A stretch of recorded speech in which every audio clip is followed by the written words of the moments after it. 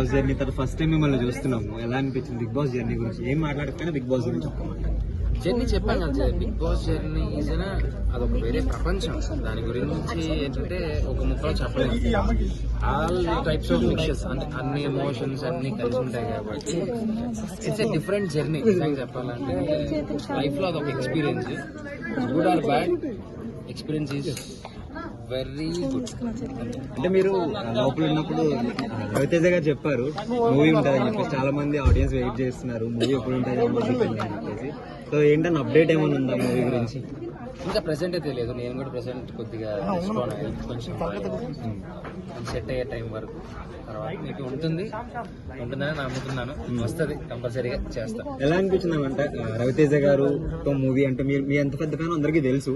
రవితేజ గారికి రవితేజ గారే నా మూవీలో ఉంటుందని చెప్పేసి చెప్పడం ఎలా అనిపించింది? అక్కడే కదా నాకు విన్నింగ్, నేను విన్నర్ అని అయిపోయాను, అర్థం అయిపోయింది. చాలా నాకు అదే, నాకు ఏది దేనికోసం వచ్చానో ఐ అచీవ్ దట్.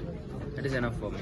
రవితేజ గారి కోసం బయటకు వచ్చేపోయి చూసారా? చాలా మంది ఆడియన్స్ చాలా హ్యాపీగా ఫీల్ అయ్యారు.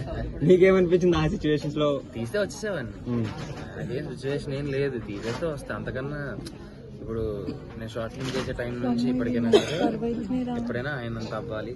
ఈజీ అవర్ ఇన్స్పిరేషన్ యాక్టింగ్ వస్తే ఆబ్వియస్లీ అలా ఇస్తే ఎవడాగుతాడు, ఈగల్ మూవీ ఆయన లుక్కే అవసరం. ఇంకా మాస్ గురించి ప్రత్యేకంగా చెప్పాల్సిన అవసరం లేదు. మాస్ ఎంటర్ అయ్యాడంటే థియేటర్ మొత్తం మాస్ అదిరిపోతుంది. మీరు రచ్చ చేస్తారా? కంపల్సరీ. నేను ఎవరితో సంబంధం లేదు, నేను వెళ్ళేది కూడా మల్టీప్లెక్స్ కి వెళ్ళను, లోకల్ థియేటర్ మధ్యలో కూల్ డ్రింక్స్ సమోసాలు అనుకుని చూస్తుంటేనే అదొక కిక్.